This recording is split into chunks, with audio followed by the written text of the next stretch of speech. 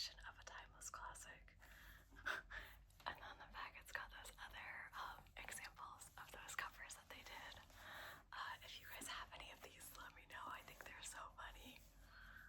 Definitely a sign of the times. Alrighty, so let's dive in.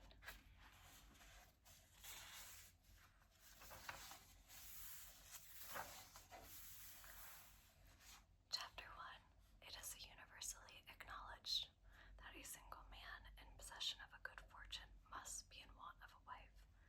However little known the feelings or views of such a man may be on his first entering a neighborhood, this truth is so well fixed in the minds of the surrounding families that he is considered the rightful property of some or one of their daughters. "My dear Mr. Bennet," said his lady to him one day, "have you heard that Netherfield Park is let at last?" Mr. Bennet replied that he had not. "But it is," returned she, "for Mrs. Long has just been here, and she told me all about it." Mr. Bennet made no answer. "Do you not want to know who has taken it?" cried his wife impatiently. "You want to tell me, and I have no objection to hearing it." This was invitation enough. "Why, my dear, you must know Mrs. Long says that Netherfield is taken by a young man of large fortune from the north of England, that he came down on Monday in a chaise and four to see the place, and was so much so delighted with it that he agreed with Mr. Morris immediately that he is to take possession before Michaelmas, or some of his servants are to be in the house by the end of next week. What is his name? Bingley. Is he married or single? Oh, single, my dear, to be sure. A single man of a large fortune, 4,000 or 5,000 a year. What a fine thing for our girls." "How so? How can it affect them?" "My dear Mr. Bennet," replied his wife, "how can he be so tiresome? You must know that I am thinking of his marrying one of them. Is that his design in settling here?" "Design? Nonsense! How can you talk so? But it's very likely that he may fall in love with one of them, and therefore you must visit him as soon as the time comes." "I see no occasion for that. You and the girls may go, or you may send them by themselves, which perhaps will be still better, for as you are as handsome as any of them, Mr. Bingley may like you best of the party." That's nice. "My dear, you flatter me. I certainly have had my share of beauty, but I do not pretend to be anything extraordinary now. When a woman has 5 grown-up daughters, she ought to give over thinking of her own beauty. In such cases, a woman has not much beauty to think of. But, my dear, you must indeed go see Mr. Bingley when it comes into the neighborhood. That is more than I engage for, I assure you. But consider your daughters. Only think of what establishment would be for one of them. Sir William and Lady Lucas are determined to go, merely on that account, for in general, you know, they visit no newcomers. Indeed, you must go, for it will be impossible for us to visit him if you do not. You are over-scrupulous, surely. I dare say Mr. Bingley will be very glad to see you, and I will sing a few lines by you to assure him of my hearty consent to his marrying whichever he chooses of the girls, though I must throw in a good word for my little Lizzie. I desire you will do no such thing. Lizzie is not a bit better than the others, and I am sure she is not half so as handsome as Jane, nor half so good-humoured as Lydia, but you are always giving her the preference." "They have none of them much to recommend them," he replied. "They are all silly and ignorant like other girls, but Lizzie has something more of a quickness than her sisters." "Mr. Bennet, how can you abuse your own children in such a way?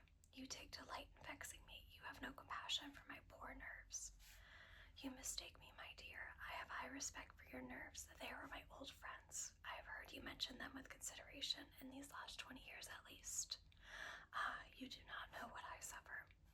But I hope you will get over it and live to see many young men of 4,000 a year come into the neighborhood. It will be of no use to us if 20 such should come, since you will not visit them. Depend upon it, my dear, that when there are 20, I will visit them all." Mr. Bennet was so odd a mixture of quick parts, sarcastic humor, reserve, and caprice, that the experience of 30 and 20 years had been insufficient to make his wife understand his character. Her mind was less difficult to develop. She was a woman of mean understanding, little information, and uncertain temper. When she was discontented, she fancied herself nervous. The business of her life was to get her daughters married. Its solace was visiting and news. Chapter 2. Mr. Bennet was among the earliest of those who waited on Mr. Bingley. He had always intended to visit him, though to the last always assuring his wife that he should not go. Until the evening after the visit was paid, she had no knowledge of it. It was then disclosed in the following manner. Observing his second daughter employed in trimming a hat, he suddenly addressed her with, "I hope Mr. Bingley will like it, Lizzie." "We are not in a way to know what Mr. Bingley likes," said her mother resentfully, "since we are not to visit." "But you forget, mamma," said Elizabeth, "that we shall meet him in the assemblies, and that Mrs. Long promised to introduce him."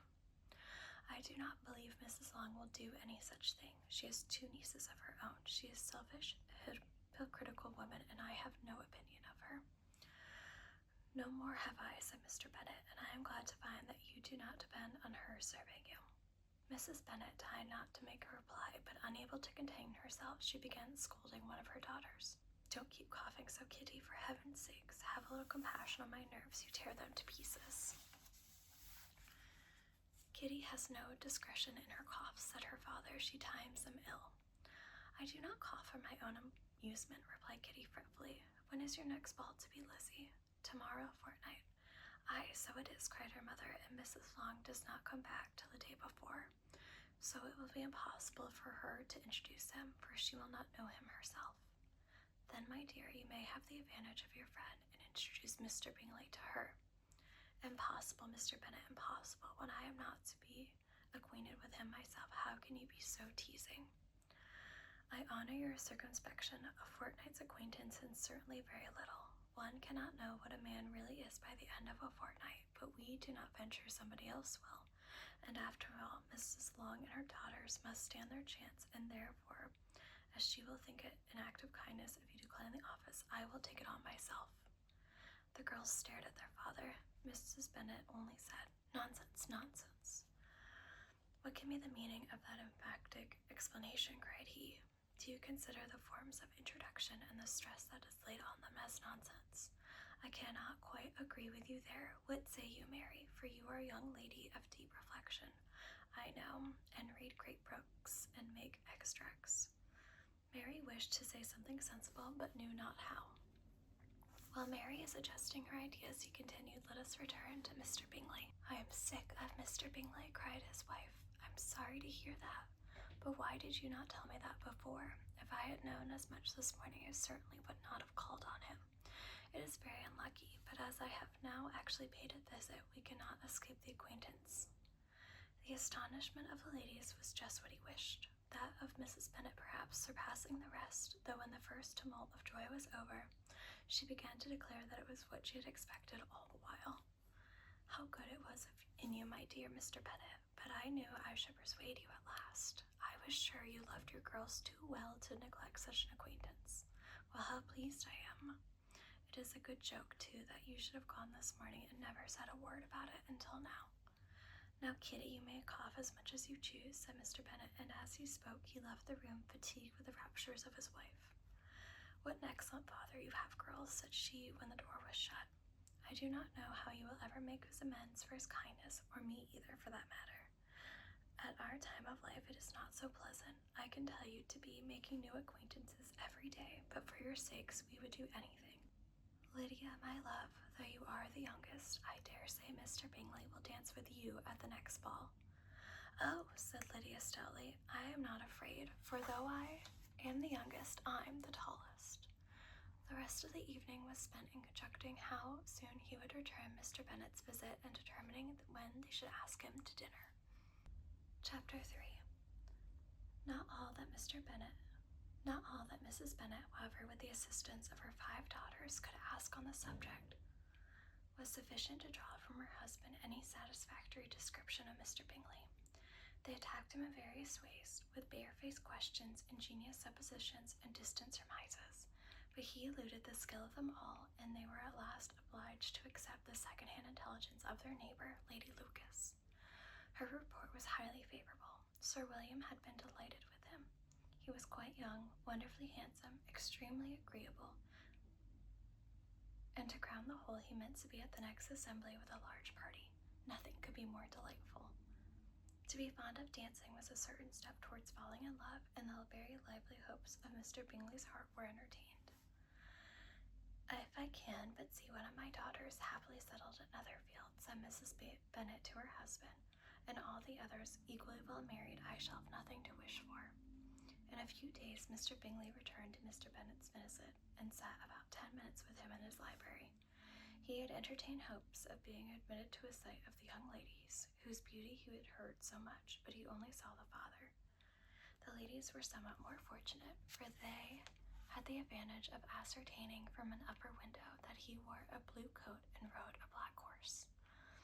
An invitation to dinner was soon afterwards dispatched, and already had Mrs. Bennet planned the courses that were to do credit to her housekeeping, when an answer arrived which deferred it all. Mr. Bingley was obliged to be in town the following day, and consequently unable to accept the honor of their invitation, etc. Mrs. Bennet was quite disconcerted. She could not imagine what business he could have in town so soon after his arrival in Hertfordshire, and she began to fear that he might always be flying about from one place to another, and never settle at Netherfield as he ought to be. Lady Lucas quieted her fears a little by starting the idea of his being gone to London only to get a large party for the ball, and a report soon followed that Mr. Bingley was to bring 12 ladies and 7 gentlemen with him to the assembly. The girls grieved over such a number of ladies, but were comforted the day before the ball by hearing that instead of 12 he brought only 6 with him from London, his 5 sisters and a cousin, and when the party entered the assembly room, it consisted of only 5 altogether: Mr. Bingley, his 2 sisters, the husband of the eldest, and another young man. Mr. Bingley was good-looking and gentlemanlike. He had a pleasant countenance and easy, unaffected manners. His sisters were fine women with an air of decided fashion. His brother-in-law, Mr. Hurst, merely looked the gentleman, but his friend Mr. Darcy soon drew the attention of the room by his fine, tall person, handsome features, noble mien, and the report which was in general circulation within 5 minutes after his entrance of his having 10,000 a year. The gentleman pronounced him to be such a fine figure of a man. The ladies declared he was much handsomer than Mr. Bingley, and he looked at with great admiration for half the evening, till his manners gave a disgust to which turned the tide of his popularity, for he was discovered to be proud to be above his company, and to be above being pleased, and all his large estate in Derbyshire could save him from having a most forbidding, disagreeable countenance, and being unworthy to be compared to his friend. Mr. Bingley had soon made himself acquainted with all the principal people in the room. He was lively and reserved, danced every dance, was angry that the ball closed so early, and talked of giving one himself at Netherfield. Such amiable qualities must speak for themselves. What a contrast between him and his friend! Mr. Darcy only danced once with Mrs. Hurst, and once with Miss Bingley, declined being introduced to any other lady, and spent the rest of the evening in walking about the room, speaking occasionally to one of his own party. His character was decided. He was the proudest, most disagreeable man in the world, and everybody hoped that he would never come here again. Amongst the most violent against him was Mrs. Bennet, whose dislike of his general behavior was sharpened into particular resentment by his having slighted one of her daughters. Elizabeth Bennet had been obliged by the scarcity of gentlemen to sit down for 2 dances, and during part of that time Mr. Darcy had been standing near enough for her to hear a conversation between him and Mr. Bingley, who came from the dance for a few minutes to press his friend to join it. "Come, Darcy," he said, "I must have you dance. I hate to see you standing about by yourself in this stupid manner. You had much better dance." "I certainly shall not. You know how I detest it, unless I am particularly acquainted with my partner. At such an assembly as this would be insupportable. Your sisters are engaged, and there is not another woman in the room whom it would not be a punishment to me to stand up with." "I would not be so facetious as you are," cried Mr. Bingley, "for a kingdom. Upon my honor, I've never met with so many pleasant girls in my life as I have this evening, and there are several of them you see uncommonly pretty." "You are dancing with the only handsome girl in the room," said Mr. Darcy, looking at the eldest Miss Bennet. "Oh, she is the most beautiful creature I have ever beheld, but there is one of her sisters sitting down just behind you, who is very pretty and I dare say very agreeable. Do let me ask my partner to introduce you." "Which do you mean?" And turning round, he looked for a moment as Elizabeth, till catching her eye, he withdrew his own and coldly said, "She is tolerable, but not handsome enough to tempt me, and I am in no humor at present to give consequence to young ladies who are slighted by other men. You had better return to your partner and enjoy her smiles, for you are wasting your time with me." Mr. Bingley followed his advice. Mr. Darcy walked off, and Elizabeth remained with no very cordial feelings toward him. She told the story, however, with great spirit among her friends, for she had a lively, playful disposition which delighted in anything ridiculous. The evening altogether passed off pleasantly to the whole family. Mrs. Bennet had seen her eldest daughter much admired by the Netherfield party. Mr. Bingley had danced with her twice, and she had been distinguished by her sisters. Jane was as much gratified by this as her mother could be, though in a quieter way. Elizabeth felt Jane's pleasure. Mary had heard herself mentioned to Miss Bingley as the most accomplished girl in the neighborhood, and Catherine and Lydia had been fortunate enough never to be without partners, which is all that they had yet learned to care for at a ball. They returned, therefore, in good spirits to Longbourn, the village where they lived, and of which they were the principal inhabitants. They found Mr. Bennet still up with a book. He was regardless of time, and on the present occasion he had a good deal of curiosity as to the events of the evening, which had raised such splendid expectations. He had rather hoped that his wife's views on the stranger would be disappointed, but he soon found out that they had a very different story to be heard. "Oh, my dear Mr. Bennet," as she entered the room, "we had the most delightful evening, a most excellent ball.